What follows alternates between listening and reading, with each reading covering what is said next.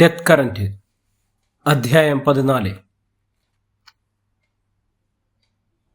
എനിക്ക് തോന്നുന്നത് ആ കപ്പൽ യോക്കോഹാമയിൽ നിന്നോ താഹിതിയിൽ നിന്നോ പുറപ്പെടുന്നതെന്നാണ്. വടക്കു കിഴക്കൻ ദിക്കിലേക്കായിരുന്നു അതിൻ്റെ നീക്കം. ഒന്നുകിൽ അത് സാൻ ഫ്രാൻസിസ്കോവിലേക്കാണ്, അല്ലെങ്കിൽ ലോസ് ആഞ്ചൽസിലേക്ക്. പകലും രാത്രികളും പലതും കടന്നുപോയി. പലപ്പോഴും മഴ പെയ്തുകൊണ്ടിരിക്കുന്നതുകൊണ്ട് ശുദ്ധജലക്ഷാമം ഉണ്ടായിരുന്നില്ല. പന്തം കൊളുത്തിവെച്ചുള്ള മീൻപിടുത്തം എളുപ്പമായിരുന്നതിനാൽ ഭക്ഷണത്തിന് വിഷമിക്കേണ്ടി വന്നില്ല. കടലിൽ ചിലപ്പോഴൊക്കെ കോളിളക്കമുണ്ടാക്കി. വലിയൊരു കടൽക്ഷോഭം ഉണ്ടാകാതിരിക്കാൻ ഷാൻപിയറും കരോളും ഉള്ളുരുകി കേഴുകയായിരുന്നു. പിറ്റേന്ന് ഉച്ച തിരിഞ്ഞപ്പോൾ കടലിൻ്റെ ഭാവം പാടെ മാറി. ഇടിയും മിന്നലും മേഘങ്ങളുമില്ല. പക്ഷേ കൊടുങ്കാറ്റുകളുടെ കെട്ടഴിഞ്ഞു. കടലിൻ്റെ പൈശാചിക ഭാവം, കടലിന് പൈതാളിക അട്ടഹാസം, കടലിന് ഭീകരമുഖം. കരുതിയിരുന്നു മിക്കവാറും ഇതോടെ അവസാനിപ്പിച്ചേക്കും. ക്രിസ്റ്റഫർ ഉറക്കെ ഷാൻപിയറിനോട് പറഞ്ഞു. 3 പേരും ചങ്ങാടത്തിൽ അള്ളിപ്പിടിച്ച് കമിഴ്ന്നു കിടന്നു. ആദ്യത്തെ തിരമാല രാക്ഷസന്റെ കൈകൊണ്ടെന്ന പോലെ 30 അടിയോളം അവരെ എടുത്തുയർത്തി അടുത്ത തിരക്കുഴിയിലേക്ക് വലിച്ചെറിഞ്ഞിട്ട് കടന്നുപോയി. രണ്ടാമത്തെ തിര അവരെ വീണ്ടും ഉയർത്തി അടുത്ത തിരയിലേക്ക് എറിഞ്ഞു കൊടുത്തു. ഈ കളി കുറേ സമയത്തേക്ക് തുടർന്നു.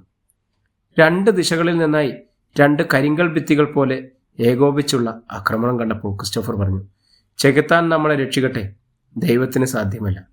അനേകം അടി ഉയരമുള്ള ജലഭിത്തികൾ 2 ഭാഗത്തു നിന്നായി ആർത്തലറിയെടുക്കുന്നു.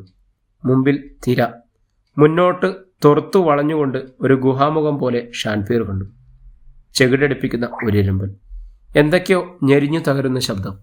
ഷാൻപിയർ കരോളിൻ്റെ നേർക്കുന്നു നോക്കി. പക്ഷേ ഒന്നും കാണാൻ കഴിഞ്ഞില്ല. ചെങ്ങാടം പൊട്ടിച്ചിതറി. അധ്യായം 36. തകർന്ന ചെങ്ങാടത്തിൻ്റെ ഒരു തുണ്ട് മാത്രമാണ് ഷാൻപിയറിന് ലഭിച്ചത്. 3 തടികൾ മാത്രമുള്ള ആ ഭാഗത്ത് അയാൾ സർവ്വശക്തിയും എടുത്ത് അള്ളിപ്പിടിച്ചു കിടന്നു. തിരമാലകൾ പലവട്ടം അയാളെ കീഴ്മേൽ മറിച്ചു. അപ്പോഴെല്ലാം അയാൾ മരണപരാക്രമണം നടത്തി. വീണ്ടും ചങ്ങാടത്തിനടുമേൽ കയറിപ്പറ്റി. കടലിനോട് അയാൾ ജീവപോരാട്ടം നടത്തി. ആത്മരക്ഷയെക്കുറിച്ച് മാത്രമേ അയാളപ്പോൾ ചിന്തിച്ചിരുന്നുള്ളൂ. ക്രിസ്റ്റഫറിനെയും കരോളിനെയും കാണാനേ ഉണ്ടായിരുന്നില്ല. കടലിൻ്റെ സംഹാരതാണ്ഡവം അല്പം ശമിച്ചപ്പോൾ ഷാൻപിയറിന് വല്ലവിധേനയും പിടിച്ചു നിൽക്കാമെന്നായി. അതുവരേക്കും ശ്വാസം വിടാൻ പോലും അയാൾക്ക് സാധിച്ചിരുന്നില്ല. ഇപ്പോൾ തടികളിന്മേൽ എഴുന്നേറ്റിരുന്ന് അയാൾ ഉറക്കെ വിളിച്ചു, ക്രിസ്റ്റഫർ, കരോൾ. മറുപടി ഉണ്ടായിരുന്നില്ല. ക്രിസ്റ്റഫറും കരോളും മുങ്ങി മരിച്ചു വന്നു. ചങ്ങാടത്തിൻ്റെ ബാക്കി ഭാഗം ഛിന്ന ഭിന്നമായി പോയെന്നു. അയാൾക്കത് വിശ്വസിക്കാനായില്ല. ക്രിസ്റ്റഫർ, അയാൾ വീണ്ടും ഉറക്കെ വിളിച്ചു. ക്രിസ്റ്റഫർ, നീ എവിടെയാണ്? ഉയർന്നു മറിയുന്ന തിരകൾ മുരണ്ടു. തിരകൾ അടങ്ങുന്നതിനു വേണ്ടി അയാൾ കാത്തുനിന്നു. കടൽ ശാന്തമായി കഴിഞ്ഞപ്പോൾ അയാൾ ഉറക്കെ വിളിച്ചലറി, ക്രിസ്റ്റഫർ. ചക്രവാളത്തിൽ എവിടെ നിന്നോ മറുപടി കേട്ടുവെന്ന് തോന്നി. ക്രിസ്റ്റഫർ. ഷാൻപിയർ. ഉവ്. ക്രിസ്റ്റഫറിൻ്റെ പരുക്കൻ അലർച്ച. ജീസസ്, അയാൾ ജീവിച്ചിരിപ്പുണ്ടോ? ഷാൻപിയർ എഴുന്നേറ്റ് ചെന്ന് നോക്കി. ഏകദേശം 1 മൈലോളം അകലത്തിൽ ചക്രവാളത്തിൻ്റെ പശ്ചാത്തലത്തിൽ പൊട്ടുപോലെ എന്തോന്ന് കാണാം.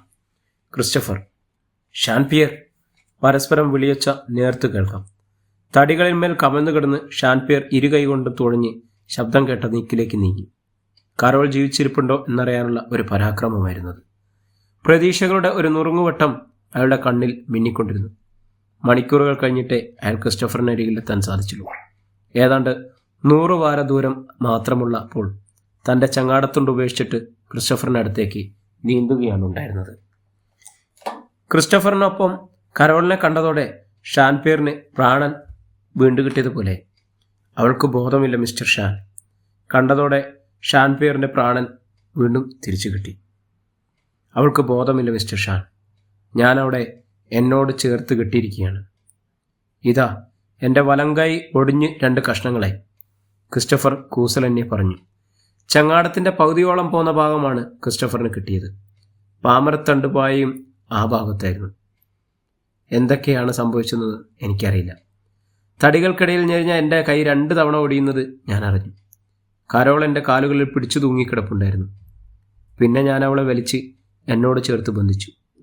നിങ്ങളെ കാണാനില്ലെന്നറിഞ്ഞ ശേഷം അവൾക്ക് സുബോധമുണ്ടായിട്ടില്ല, ക്രിസ്റ്റഫർ അറിയിച്ചു.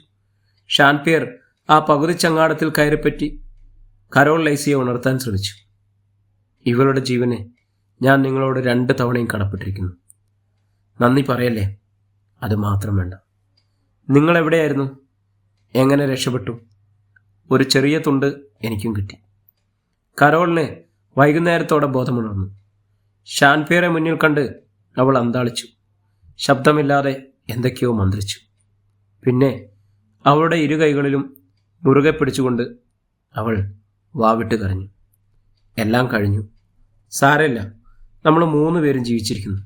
ഷാൻ പിയർ അവളെ സമാധാനിപ്പിച്ചു. ക്രിസ്റ്റഫർ തീരെ അവശനായി കഴിഞ്ഞിരുന്നു. ഒടിഞ്ഞ കൈയുടെ വേദന അയാൾ പുറമെ വാവിച്ചിരുന്നെങ്കിലും അതയാളെ വല്ലാതെ തളർത്തിയിരുന്നു. പിന്നെയും പകലുകളും രാത്രികളും പലതും കഴിഞ്ഞുപോയി. ആ മുറിച്ചങ്ങാടത്തിലെ യാത്ര അത്ര സുഖകരമായിരുന്നില്ല. ഒരു വശം പൊങ്ങി മറ്റേ വശം വെള്ളത്തിലേക്ക് അയച്ചതാണ്. താട്ടുതെരിഞ്ഞാണ് ചങ്ങാടത്തിൻ്റെ അവസ്ഥ. കൊച്ചുപാമരം തന്മൂലം വേണ്ടത്ര പ്രവർത്തിക്കുന്നുണ്ടായിരുന്നില്ല. ചിലപ്പോൾ കടലിലത് വട്ടം കറങ്ങി. കാറ്റ് ഏറ്റവും അനുകൂലമാകുമ്പോൾ മാത്രം ചങ്ങാടം മുമ്പോട്ട് നീങ്ങി. ചങ്ങാടത്തിലുള്ള സകലതും ശുദ്ധം നിറച്ചിരിക്കുന്ന പാത്രങ്ങളും കോമ്പസും വസ്ത്രങ്ങളും എല്ലാം നഷ്ടപ്പെട്ടിരിക്കുന്നു. വീണ്ടും ആകാശം വരണ്ടു. പകൽ ചുട്ടുപൊള്ളുന്ന വെയിലും വരണ്ട കാറ്റും. രാത്രിയിൽ അതിശൈത്യം. കടൽക്ഷോഭമില്ലെന്നത് മാത്രമാണ് ഒരു മെച്ചം. കുടിവെള്ളവും ഭക്ഷണവും ഇല്ലാതെ മൂവരും വരഞ്ഞു. രാത്രിയിൽ ശൈത്യം വളരെ വേഗത്തിൽ അവരുടെ ആരോഗ്യത്തെ തളർത്തി. 2 ദിവസം കൂടി കഴിഞ്ഞതോടെ ലൈസയ്ക്ക് തനിയെ എഴുന്നേൽക്കാൻ വയ്യാതായി. ക്രിസ്റ്റഫറിന് തനിച്ച് എന്തെങ്കിലും വശത്തേക്ക് തിരിയുക പോലും അസാധ്യമായി. അയാളുടെ ഒടിഞ്ഞ കൈ മന്ത് ബാധിച്ചതുപോലെയായി. അത് പഴുത്തു വിങ്ങാനം തുടങ്ങിയതോടെ ക്രിസ്റ്റഫറിൻ്റെ ചമതിത്തത തകർന്നു. വേദന അസഹ്യമാകുമ്പോൾ ആ ചങ്ങാടത്തിൽ പല്ല് കടിച്ച് കോർത്തുകൊണ്ട് അമറും. കഠിനമായ വിശപ്പും ദാഹവും കൂടിയായപ്പോൾ ജീവിക്കണമെന്ന ആഗ്രഹം അയാളെ വിട്ടൊഴിഞ്ഞു പോയിരിക്കുന്നു. എത്ര ദാഹിച്ചാലും കടൽവെള്ളം കുടിക്കരുതെന്ന് ഷാൻ പിയറിൻ്റെ നിർദ്ദേശം ലംഘിച്ചുകൊണ്ട് അയാൾ വയറു നിറയുവോളം കടൽവെള്ളം അകത്താക്കി. അന്താളിച്ച് നോക്കിയിരിക്കുകയായിരുന്നു ഷാൻ പിയർ. അയാൾ പറഞ്ഞു, കടൽവെള്ളമെങ്കിലും കുടിച്ചു മരിക്കാൻ എന്നെ അനുവദിക്കുക. എനിക്കിപ്പോൾ ഒരു സുഖം തോന്നുന്നു. പിറ്റേന്ന് ഉച്ചതിരിഞ്ഞതോടെ ക്രിസ്റ്റഫറിൻ്റെ നില വളരെ വഷളായി.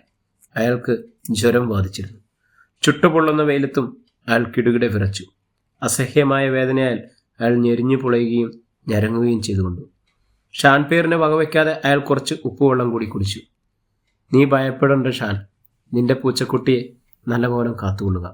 എനിക്കിപ്പോൾ നല്ല സുഖമുണ്ട്. ക്രിസ്റ്റഫറിൻ്റെ ദയനീയാവസ്ഥ കണ്ട് കരോളിൻ്റെ കണ്ണുകൾ നിറഞ്ഞു. എന്നെക്കുറിച്ച് ഈ ഭൂമിയിൽ ആരും കരയുന്നത് എനിക്കിഷ്ടമല്ല.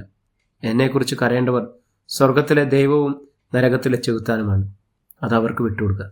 ഞാനിതല്ല പറയാൻ ഉദ്ദേശിച്ചത്. നമ്മൾ 13 പേരുണ്ടായിരുന്നു. ഓരോരുത്തരുടെയും മരണം എനിക്ക് നല്ല ഓർമ്മയുണ്ട്. എല്ലാവരുടെയും ഇടയിൽ ഞാനൊരു വെറുക്കപ്പെട്ടവനായിരുന്നു. പരുക്കനും ക്രൂരനുമായിരുന്നു. എനിക്ക് മനസ്സാക്ഷി കുത്തൊന്നുമില്ല, ഒട്ടുമില്ല. ഞാൻ ചെയ്തതെല്ലാം ശരിയായിരുന്നു. എൻ്റെ ശരി. സ്വർഗത്തെയും നരകത്തെയും പേടിച്ചല്ല ഞാൻ ജീവിച്ചത്. മരിക്കുന്നതും അങ്ങനെയല്ല. നമ്മൾ 13 പേരിൽ 10 പേരും അവർ ആഗ്രഹിച്ചതുപോലെയല്ല മരിച്ചത്. എന്നാൽ ഈ ക്രിസ്റ്റഫർ ഞാൻ ആഗ്രഹിച്ചതുപോലെ മരിക്കും. മതി ക്രിസ്റ്റഫർ, നിനക്ക് തീരെ വയ്യ. മിണ്ടാതെ കിടക്കൂ, ഷാൻ പിയർ ശാസിച്ചു. രാത്രിയിൽ പായ താഴ്ത്തിയിട്ടിരുന്ന ഷാൻ പിയർ ഉറങ്ങാൻ കിടന്നു. ക്രിസ്റ്റഫർ നേരത്തെ ഉറങ്ങിക്കഴിഞ്ഞിരുന്നു. അയാൾക്കരികിലായി കരോൾ. അർദ്ധരാത്രിക്ക് ശേഷം എപ്പോഴോ ഷാൻ പിയർ ഞെട്ടിയുണ്ടെന്നു. ആരോ വിളിച്ചതുപോലെ തോന്നി. കടൽ പൊയ്ക പോലെ ശാന്തമായിരുന്നു. ക്രിസ്റ്റഫർ അവരോടൊപ്പം ഉണ്ടായിരുന്നില്ല. അയാൾ കിടന്ന ഭാഗം ഒഴിഞ്ഞു കിടക്കുന്നത് നടുക്കത്തോടെയാണ് ഷാൻ പിയർ കണ്ടത്. 37. ക്രിസ്റ്റഫർ, ഷാൻ പിയർ ദീനമായി ഒന്ന് വിളിച്ചു. കനം കുറഞ്ഞ ഇരുട്ടിലൂടെ ശാന്തസമുദ്രത്തിൻ്റെ ചക്രവാളത്തിലേക്ക് ഇഴഞ്ഞു. ക്രിസ്റ്റഫർ, നീ എവിടെയാണ്? തിരകളിൽ മറുപടി മാത്രമേ അയാൾ കേട്ടുള്ളൂ. ഷാൻ പിയറിൻ്റെ വിളി കേട്ടാണ് കരോൾ ഉണർന്നത്. അവൾ നോക്കുമ്പോൾ ഷാൻ പിയർ 2 കൈകളിലും ശിരസിലമർത്തി സർവ്വതും തകർന്നതുപോലെ മുട്ടുകുത്തി കുഞ്ഞിരിക്കുന്നു. ക്രിസ്റ്റഫർ എവിടെ ഷാൻ? ക്രിസ്റ്റഫറിന് എന്ത് പറ്റിയെന്ന് പറയൂ. ഷാൻ പിയർ കൈകുടഞ്ഞു. പിന്നെ സാവധാനം പറഞ്ഞു, 13 പേരിൽ ഇനി നമ്മൾ 2 പേർ മാത്രം ശേഷിക്കുന്നു കരോൾ. ക്രിസ്റ്റഫർ നമ്മളെ ഉപേക്ഷിച്ചു പോയി. തനിയെ അയാളൊരു ഭാരം ഒഴിവാക്കി. കരോളിനൊന്നും മനസ്സിലായില്ല. ക്രിസ്റ്റഫറിന് എന്ത് സംഭവിച്ചെന്ന് അവൾ വീണ്ടും ചോദിച്ചു. ഞാൻ ഉണർന്നപ്പോൾ ക്രിസ്റ്റഫർ ഉണ്ടായിരുന്നില്ല. ഷാൻ പിയർ വിളിവരുത്തി. കരോൾ ഒന്നും മിണ്ടിയില്ല. വരണ്ടുപോയിരുന്ന അവളുടെ കണ്ണുകൾ നനഞ്ഞു. ഇരു കവിളുകളിലൂടെയും കണ്ണുനീർ കുതിച്ചൊഴുകിക്കൊണ്ടിരുന്നു. പിന്നെ ഷാൻപിയർ ഒന്നും പറഞ്ഞില്ല. ക്രിസ്റ്റഫർ ആത്മഹത്യ ചെയ്യുകയാണുണ്ടായതെന്നും അയാൾ ഊഹിച്ചു. ചരിത്രപരമായ കടമ നിർവഹിക്കാനെന്ന് പറഞ്ഞ് തങ്ങളോടൊപ്പം ഈ രാത്രിയുടെ ആരംഭം വരെ ഉണ്ടായിരുന്ന മനുഷ്യൻ. ലോകത്തിൻ്റെ ധാർമ്മിക നീതിയെ വെല്ലുവിളിച്ചുകൊണ്ട് ഒരു കയ്യിൽ തോക്കും മറുകൈയിൽ മദ്യചഷകവുമായി അയാൾ ഇപ്പോഴും ജീവനോടെ ഇരിക്കുന്നുവെന്ന് ഷാൻപിയർ സങ്കല്പിച്ചു. അവന് മരണമുണ്ടോ? തീയിൽ ചുട്ട പകൽ, മഞ്ഞുറയ്ക്കുന്ന രാത്രി, വീണ്ടും പകൽ. സംസാരിക്കാൻ പോലുമാൻ കഴിയാത്ത വിധം കരോൾ അവശയായിരിക്കുന്നുവെന്ന് ഷാൻപിയർ കണ്ടു. ഞരക്കവും മൂളലും മാത്രം. ഷാൻപിയർ അവളുടെ മുഖത്ത് കടൽ വെള്ളം തളിച്ചു. വളരെ പ്രയാസപ്പെട്ട് അവൾ കൺപോളകൾ തുറന്നു. ജീവനറ്റ നോട്ടം. ഉപ്പുവെള്ളം വീണ്ടും ചുണ്ടുകളിൽ അവൾ നാവ് ചുറ്റി ചുഴഞ്ഞു. വെള്ളം. അവൾ ഞരങ്ങി. ഷാൻപിയർ അവളുടെ വരണ്ടു ചോര പറ്റിയ കവളത്ത് മെല്ലെ തലോടി. തിരിച്ചറിയാൻ കഴിയാത്ത പറ്റം അവൾ മാറിപ്പോയിരിക്കുന്നു. തൊലി മൂടിയ വെറുമൊരു അസ്ഥിപഞ്ചനം. കുറച്ച് ഉപ്പുവെള്ളം കുടിക്കാൻ വേണ്ടി ഇന്നലെ പകൽ അവൾ ഷാൻപിയറിനോട് കെഞ്ചി അപേക്ഷിച്ചു. ഷാൻപിയർ സമ്മതിച്ചില്ല. അയാൾ അറിയാതെ അവൾ കടൽവെള്ളം കോരി കുടിക്കാൻ ശ്രമിച്ചത് അയാൾ കണ്ടുപിടിക്കുകയും ശാസിക്കുകയും ചെയ്തിരുന്നു. ഷാൻപിയറിനും തീരെ വയ്യാതായി. എഴുന്നേറ്റ് നിൽക്കാൻ കരുത്തില്ല. ഒരു തിര വന്ന് തന്നെ തട്ടിയിട്ടാൽ വീണ്ടും ചങ്ങാടത്തിൽ കയറിപ്പറ്റുക അസാധ്യമാണെന്ന് അയാൾ അറിഞ്ഞു. കരുത്ത് മുഴുവൻ ചോർന്ന് കൈകാലുകൾ കുഴഞ്ഞു പോയിരിക്കുന്നു. തൊണ്ടയും ചുണ്ടും വായും ഉണങ്ങിക്കരിഞ്ഞ് ഉദരത്തിൽ ഒരു കരിങ്കൽ ചൂളയുണ്ടെന്ന് തോന്നും. ഞരമ്പുകളിലെല്ലാം തീക്കനലുകൾ. വരണ്ട് കാറ്റേറ്റ് മുഖം ചുട്ടുനീർന്നു. കണ്ണുകൾക്കും പഴുപ്പ്. മുഖം പലയിടത്തും വെടിഞ്ഞു പൊട്ടി. രാത്രിയിൽ അടിഞ്ഞ കഠിനമായ തണുപ്പ്. ദേഹം വിറച്ചു തുള്ളുകയാണ്. അടുത്ത ദിവസം കരോളിൻ്റെ നില ഗുരുതരമായി. കണ്ണ് തുറക്കാൻ അവൾക്ക് കഴിഞ്ഞില്ല. കൈവിരൽ പോലും ചലിപ്പിക്കാൻ വയ്യ. ഷാൻപിയർ അടുത്ത് കിടന്ന് 100 വട്ടം തലവടി വിളിക്കുമ്പോൾ ഒരു നേരിയ ഞരക്കം മാത്രം കേൾക്കാം. അന്ന് രാത്രിയിൽ അവളുടെ ബോധം നശിച്ചു. ഷാൻപിയറും തീരെ അവശ്യനായി തീർന്നിരുന്നു. അയാൾ വളരെ ബുദ്ധിമുട്ടി കരോളിൻ്റെ ശരീരം ചങ്ങാടത്തോട് ചേർത്ത് കെട്ടിട്ടു. തൻ്റെ ശരീരം ഡെയ്സിയുടെ ശരീരവും ചങ്ങാടവുമായി ബന്ധിച്ചു. എന്നിട്ട് കരോളിനെ കെട്ടിപ്പിടിച്ച് അവളോട് ചേർന്ന് കണ്ണടച്ചു കിടന്നു. ഒരിറ്റു വെള്ളത്തിന് ദാഹിച്ച്, ഒരു തരി ഭക്ഷണത്തിന് കൊതിച്ച്, കടലിൻ്റെ അപാരതയിലേക്ക് കണ്ണുകളയച്ച് മരിക്കാറായ വൃദ്ധമൃഗത്തെ പോലെ എപ്പോഴോ കണ്ണുകളെ മയക്കം ബാധിച്ചു. കൺപോളകൾ കനം വച്ചടഞ്ഞു. അടഞ്ഞ കണ്ണുകൾക്കുള്ളിൽ ദുസ്വപ്നങ്ങളുടെ വേതാള നടനം. അധ്യായം 38. നല്ല തെളിച്ചമുള്ള സായാഹ്നം. സമുദ്രമാണെങ്കിൽ ഏറ്റവും സൗമ്യമായി കാണപ്പെട്ടു. കപ്പലിൻ്റെ ഡെക്കുകളിൽ നിറയെ ആളുകൾ. സായാഹ്നമായതുകൊണ്ട് യാത്രക്കാർ പലവിധ വിനോദങ്ങളിൽ ഏർപ്പെട്ടിരിക്കണം. ചിലർ ദൂരദർശനിലൂടെ കടലിലേക്ക് നോക്കുന്നുണ്ട്. താഹിതിയിൽ നിന്നും സാൻ ഫ്രാൻസിസ്കോയിലേക്ക് പോവുകയെന്ന ഗ്ലോറിയ എന്ന യാത്രക്കപ്പൽ. കപ്പലിൻ്റെ സെക്കൻഡ് എഞ്ചിനീയർ മക്ഡൊണാൾഡ് ക്യാപ്റ്റൻ ക്യാബിനിലേക്ക് തിടുക്കത്തിൽ കയറുമെന്ന് പറഞ്ഞു. താങ്കൾ പറഞ്ഞതുപോലെ അതൊരു തോന്നലൊന്നുമല്ല. ഞാൻ ശരിക്കും കണ്ടു. ശരി, തടിക്കഷ്ണങ്ങളോ കപ്പലിൻ്റെ അവശിഷ്ടങ്ങളോ കടലിൽ നടക്കുന്നത് അത്ര അസാധാരണമൊന്നുമല്ല. പക്ഷെ ഇതങ്ങനെയല്ല. ഒരു മനുഷ്യനെങ്കിലും അതിൽ ചുറ്റിപ്പിടിച്ച് കിടപ്പുണ്ടെന്ന് ഞാൻ പന്തയം വെക്കാം. ഡെക്കിൽ ഇതുതന്നെയാണ് സംസാരം. ആളുകളെല്ലാം കളി നിർത്തി കടലിലേക്ക് നോക്കിയാണ്. ക്യാപ്റ്റനും മക്ഡൊണാൾഡിനൊപ്പം രണ്ടാമത്തെ ഡെക്കിലേക്ക് ചേർന്നു. അവിടെ നിന്നും ദൂരദർശനിലൂടെ നോക്കി. ഇപ്പോൾ കാഴ്ച ഏറെക്കുറെ വ്യക്തമായിരുന്നു. കടലിലൂടെ ഒഴുകി നടക്കുന്ന തടിക്കഷ്ണങ്ങളുടെ കൂട്ടം. അതിൽ നിന്നും 5 അടിയോളം ഉയരത്തിൽ പാറിപ്പറക്കുന്ന വെളുത്ത ക്യാൻവാസ് ഷീറ്റും വാസ്തവത്തിൽ പൊളിഞ്ഞു കീറാറായ പായയുടെ ഒരു അവശിഷ്ടം മാത്രമാണിത്. കപ്പലിലുള്ളവരുടെ ശ്രദ്ധയിൽപ്പെട്ടതും ആകർഷിച്ചു ആ തടി ഷീറ്റാണ്. ആ തടിക്കഷ്ണങ്ങളുടെ മീതെ ഒരു മനുഷ്യനുണ്ടെന്ന് തോന്നുന്നില്ലേ? ഡൊണാൾഡ് ചോദിച്ചു. അങ്ങനെ തോന്നുന്നു. പക്ഷേ അടുത്ത കാലത്തൊന്നും കപ്പലോ ബോട്ടോ പടിഞ്ഞാറൻ പസഫിക്കിൽ തകർന്നതായി വിവരങ്ങളൊന്നുമില്ല. ഒരു സന്ദേശവും ലഭിച്ചിട്ടുമില്ല.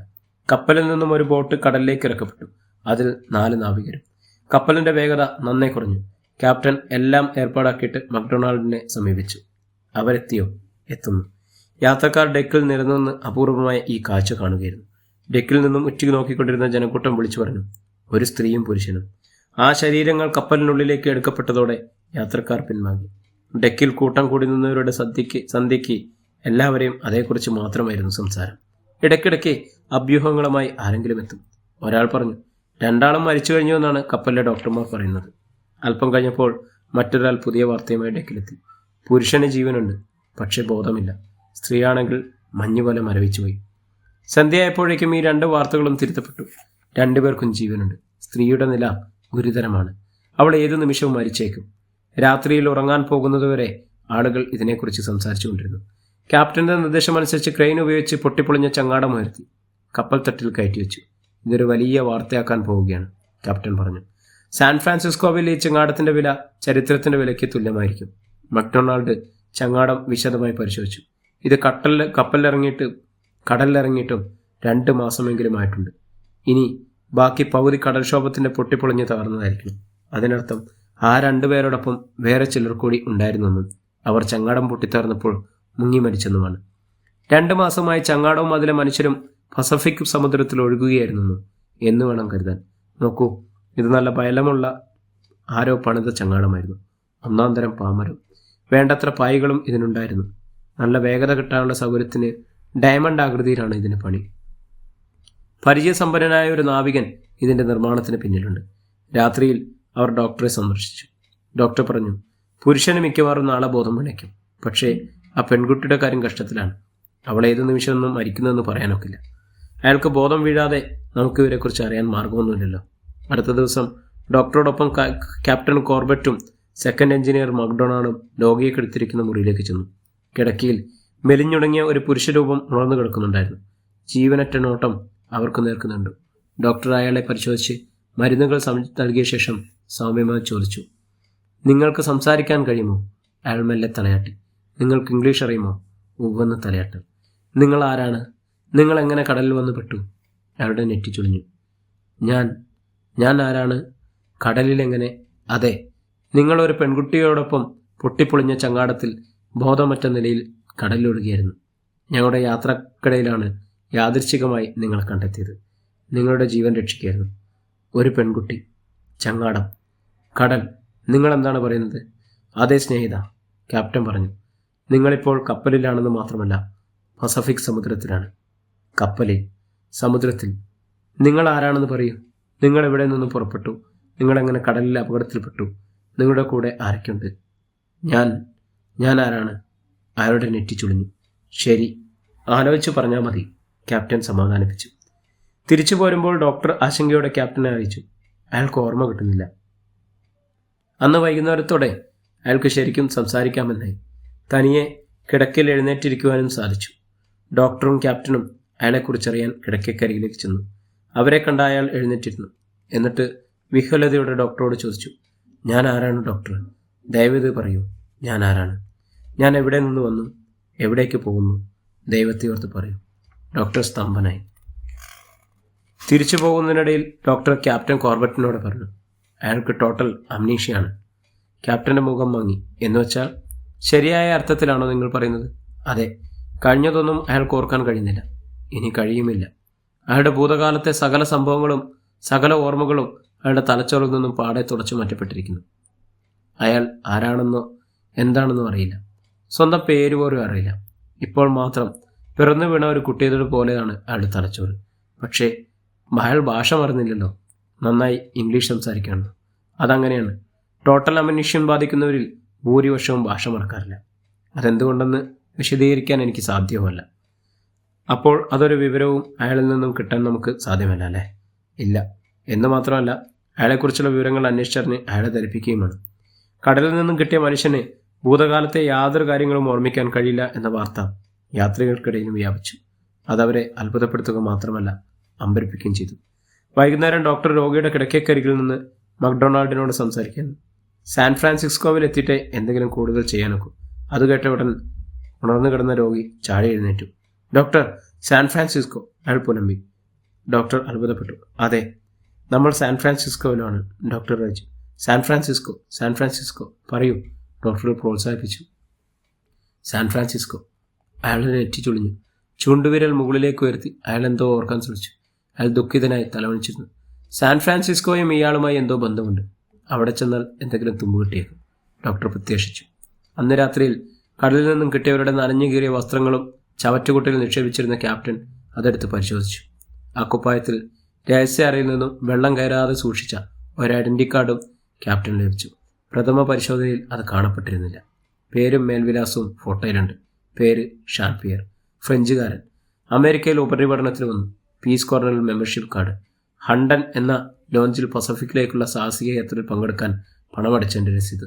പിന്നെ ഒരു പെൺകുട്ടിയുടെ തീരെ ചെറിയ ഫോട്ടോഗ്രാഫ്. ഇത്രയുമാണ് ആ ചെറിയ പ്ലാസ്റ്റിക് കറിക്കൊണ്ടില്ലായിരുന്നത്. ക്യാപ്റ്റൻ കോർബറ്റ് അതുമായി മക്ഡൊണാൾഡിൻ്റെ ഡോക്ടറുടെയും അടുത്തേക്ക് ഓടി. കണ്ടുപിടിച്ചു, അയാൾ വിളിച്ചു പോയി. എന്നിട്ട് ഐഡൻറ്റി കാർഡും രേഖകളും അവരെ കാണിച്ചു.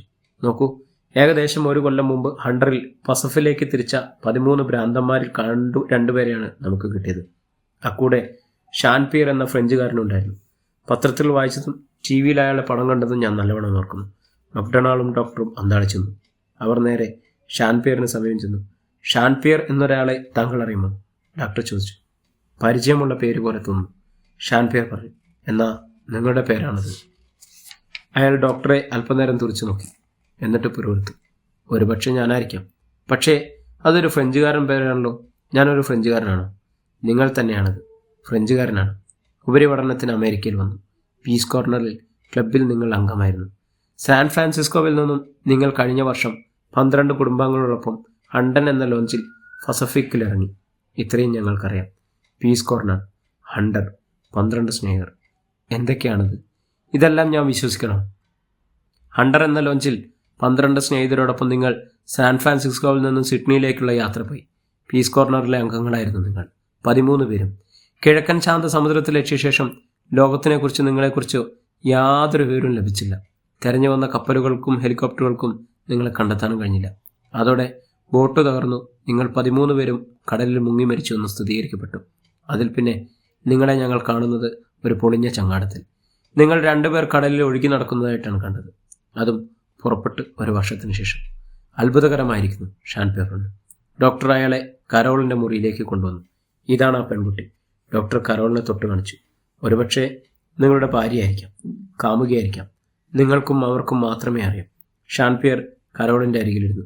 അവളുടെ മുഖം അയാൾക്ക് പരിചിതമായി തോന്നി. അവളുടെ ശിരസിൽ മെല്ലെ തലോടിക്കൊണ്ട് അവൾ പുത്രിച്ചു. പറയൂ, ആരാണിവൾ? ഷാൻപിയർ ഡോക്ടറുടെ നേർക്ക് ദീനമായി നോക്കിയിട്ട് കൈമലർത്തി. അയാൾക്കറിഞ്ഞൂടാ. ഷാൻപിയർ പിന്നീട് മുഴുവൻ സമയം കരോളിനെ ശുശ്രൂഷിച്ചുകൊണ്ട് ആ മുറിയിൽ കഴിഞ്ഞുകൊണ്ട്. അവൾ ആരാണെന്നോ താനുമായുള്ള ബന്ധമെന്തെന്നോ അയാൾക്കറിയില്ല.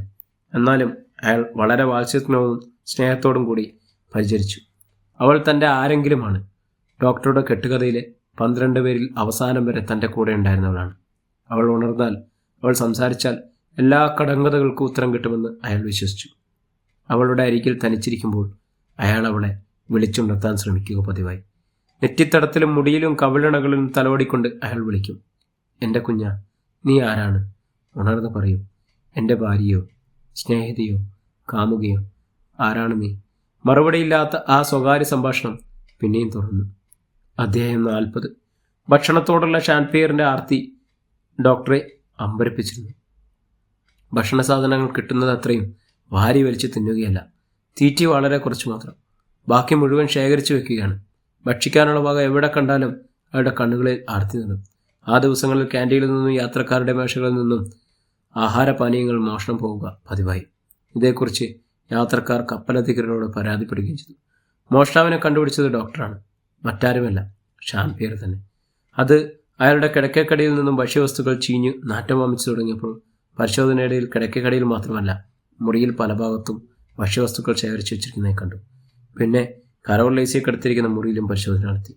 അവരുടെ കിടക്കക്കടയിലും ഭക്ഷ്യവസ്തുക്കൾ അലമാരയ്ക്ക് കീഴിലും മേശക്കീഴിലും സർവ്വകാലത്തും ഭക്ഷണം മുളിപ്പിച്ചു വെച്ചിരിക്കുന്നു. ഷാൻപിയർ അത് ചെയ്തതെന്ന് വ്യക്തമായി. ഷാൻപിയറെ വിളിച്ച് ചോദ്യം ചെയ്തപ്പോൾ അയാൾ മൂകനായി നിന്നതായിരുന്നു.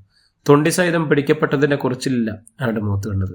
ആഹാര സാധനങ്ങൾ കപ്പൽ ജോലിക്കാർ തന്നെ നീക്കം ചെയ്തതിൻ്റെ ദുഃഖവും നഷ്ടബോധവുമായിരുന്നു. അയാൾ എന്തുകൊണ്ട് അങ്ങനെ ചെയ്തത്? അതെനിക്ക് മനസ്സിലാവുന്നില്ല. മോഷണം കണ്ടുപിടിച്ചിട്ടും യാതൊരു ഭാവവ്യത്യാസവുമില്ല അയാൾക്ക്, ക്യാപ്റ്റൻ വിസ്മയത്തോടെ പറഞ്ഞു.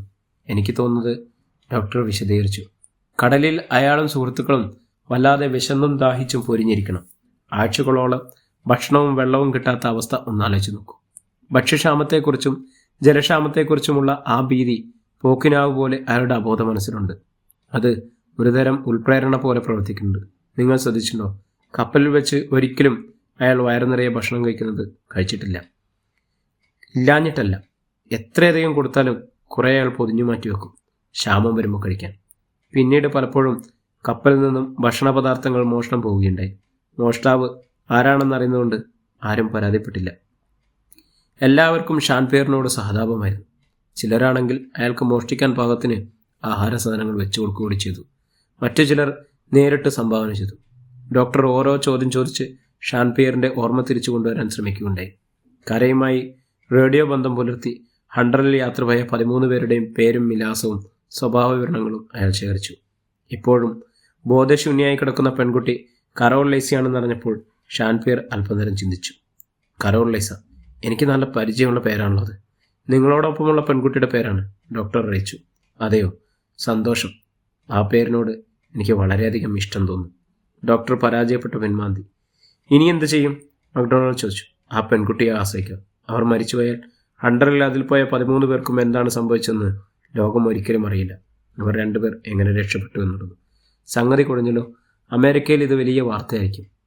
കഴിഞ്ഞ കൊല്ലം ഹണ്ടറിൽ പസഫിലേക്ക് ഇറങ്ങിയ 13 പേരിൽ 2 പേർ ജീവനോടെ തിരിച്ചെത്തുന്നു എന്ന വാർത്ത. ആ ഫ്രഞ്ചുകാരനാണെങ്കിൽ ഓർമ്മ നശിക്കുകയും ചെയ്തു. ഇനി ആ പെൺകുട്ടി മരിക്കുകകൂടി ചെയ്താലത്തെ കാര്യം പറയാനില്ല. ഷാൻപിയർ ഇത്തരം പ്രശ്നങ്ങളൊന്നും അയാളെ അലട്ടുന്നുണ്ടായിരുന്നില്ല. അയാൾ സദാസമയവും കരോളിൻ്റെ കിടക്കക്കരികിൽ തന്നെ കഴിഞ്ഞുകൂട്ടി. ഒടുവിൽ അയാൾ സന്ദർശകർക്കെല്ലാം സംശയത്തോടെ വീക്ഷിച്ചു തുടങ്ങി.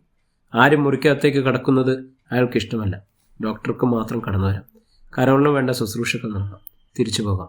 സന്ധ്യയ്ക്ക് ഡെക്കിൽ പോകുമ്പോൾ മുറി പൂട്ടി താക്കോൽ കയ്യിൽ വെച്ചിരിക്കും. ഒരു തവണ അയാൾ വളരെ രഹസ്യമായി ഡോക്ടറോട് പറഞ്ഞു, സാൻ ഫ്രാൻസിസ്കോവിൽ എത്തും മുമ്പ് കരോളിനെ ആര് കൊല്ലുമെന്നാണ് താങ്കൾ പറഞ്ഞത്? കൊല്ലുമെന്നല്ല, അവൾ മരിച്ചേക്കാനിടയുണ്ടെന്നാണ്. മരിക്കണമെങ്കിൽ ആരെങ്കിലും കൊല്ലണമല്ലോ. വേണം. രോഗമാണ് അവളെ കൊല്ലാൻ സാധ്യത. രോഗം ആരുടെ രൂപത്തിലാണ് വരിക? താങ്കളുടെ രൂപത്തിലായിരിക്കില്ലല്ലോ. തീർച്ചയായുമല്ല. എന്നാൽ അവൾ മരിക്കുകയില്ല. അതെങ്ങനെ അറിയാം? സാൻ ഫ്രാൻസിസ്കോവിൽ എത്തുന്നവരെ മറ്റാരെയും ഞാൻ ഈ മുറിയിൽ കടത്തുകയില്ല. ഗുഡ്, നല്ല ആശയം. ഡോക്ടർ ചിരിച്ചുകൊണ്ട് ഇറങ്ങിപ്പോയി. സന്ധ്യയ്ക്ക് ഷാൻപിയർ ഡെക്കിൽ ചെന്നപ്പോൾ ആരോ പറയുന്നത് കേട്ടു. 1 മണിക്കൂർ കൂടി കഴിഞ്ഞവ സാൻ ഫ്രാൻസിസ്കോവിൽ നഗരത്തിലെ വിളക്കുകൾ കാണാൻ കഴിയുന്നു. ഷാൻപിയർ നടുക്കത്തോടെ പറഞ്ഞയാളെ നോക്കി. പിന്നെ മുറിയിലേക്ക് തിരിച്ചു വന്നു. അവ്യക്തമായ ഭീതി അയാളെ വലയം ചെയ്തു. ഷാൻപിയർ ഡോക്ടറെ വന്ന് വിളിച്ചിട്ടും അയാൾ വാതിൽ തുറന്നില്ല. രാത്രിയിൽ ബലമായി അകത്ത് കയറേണ്ടി വന്നു. പക്ഷേ കരോളിൻ്റെ സമീപം ചെല്ലാൻ പോലും ഷാൻപിയർ അയാളെ അനുവദിച്ചില്ല. ഡോക്ടർ ബലം പ്രയോഗിക്കുമെന്ന് തോന്നിയിട്ടാണ് ഷാൻപിയർ കരോളിനെ കോരിയെടുത്തുകൊണ്ട് ഡെക്കിലേക്ക് പാഞ്ഞു. പുറകെ ഡോക്ടറും. ബഹളം കേട്ട് കപ്പൽ ജോലിക്കാരും യാത്രക്കാരും ഡെക്കിലെത്തി. ഷാൻപിയർ കരോളിനെ മാറോട് അടുക്കിപ്പിച്ച് ഡെക്കിൻ്റെ കോണിൽ ചെന്ന് നിലവിളിക്കുകയാണ്. ആരും വരരുത്, അയാൾ അലറി. ഓടിക്കൂടിയ ആളുകൾ നിയന്ത്രിക്കാൻ ഡോക്ടർ നന്നായി പണിപ്പെട്ടു. ആരും അടുത്തു പോകണ്ട, അയാൾ അവളെയും കൊണ്ട് ചിലപ്പോൾ കടലിൽ ചാടിയേക്കും. ക്യാപ്റ്റനും മക്ഡൊണാൾഡും ചേർന്ന് ആളുകളെല്ലാം പറഞ്ഞയച്ചു. ആരും ഷാൻപിയറിനെ അടുത്തു പോരുതെന്ന് എല്ലാവർക്കും കർശനമായ ആജ്ഞ നൽകി. അയാൾക്ക് ഭയമാണ്. സാൻ ഫ്രാൻസിസ്കോവിൽ എത്തും മുമ്പ് നമ്മളിൽ ആരെങ്കിലും അയാളുടെ കരോളിനെ കൊലപ്പെടുത്തുമോ എന്ന് ഡോക്ടർ ആരോടൊന്നുമില്ലാതെ പറഞ്ഞു. ആരെയും ശല്യപ്പെടുത്തിയില്ലെന്ന് കണ്ടപ്പോൾ ഷാൻപിയർ ഡെക്കിലിരുന്നു. കരോളിനെ ഒരു പക്ഷിത്തൂവൽ എന്ന പോലെ സൂക്ഷ്മതയിലേക്ക് മടിയിലേക്ക് കിടത്തി. എന്നിട്ട് ദൂരേക്ക് നോക്കി. അകലെ കോടാനുകോടി കണ്ണുകൾ കൊണ്ട് ഉറ്റുനോക്കുന്ന സാൻ ഫ്രാൻസിസ്കോ നഗരം. ആകാശത്തെ നക്ഷത്രങ്ങളെല്ലാം ഒന്നിച്ച് വാരിക്കുട്ടിയതുപോലെ ബൃഹത്തായ ദൈവശൃംഖല. ഷാൻപിയർ കുനിഞ്ഞ് കരോളിൻ്റെ അടഞ്ഞ മെഴികളിലേക്ക് നോക്കി. കരോൾ. അയാൾ മൃദുവായി കൺപോളകൾ തൊട്ടുപിടിച്ചു. കരോൾ കണ്ണു തുറന്നു നോക്കൂ. San Francisco. കരോൾ അതെല്ലാം കേൾക്കുന്നുണ്ടായിരുന്നുവോ? അവളുടെ കൺപോളകൾ ആനന്ദഭാഷ്മം പൊടിഞ്ഞുവോ? അവളുടെ ഹൃദയം അവർണ്ണനീയമായ ആഹ്ലാദത്തിൽ തുടിച്ചുണർന്നുവോ? ആരറിഞ്ഞു? അവൾ നിശബ്ദമായി. ഗ്ലോറിയ, തുറമുഖം അതിങ്ങനെ സമീപിച്ചു കൊണ്ടിരിക്കുന്നു. പ്രിയമുള്ളവരെ, ഈ കഥ ഇവിടെ അവസാനിച്ചുകൊണ്ടിരിക്കുകയാണ്. നമ്മുടെ ഈ കഥ തുടക്കം മുതൽ അവസാനം വരെ ശ്രവിച്ച എല്ലാവർക്കും ഒത്തിരി സ്നേഹം, നന്ദി. ഈ കഥ ഇവിടെ അവസാനിച്ചു. നമ്മുടെ പുതിയ കഥയുമായിട്ട് നാളെ കാണാം. എല്ലാവർക്കും നന്ദി, നമസ്കാരം.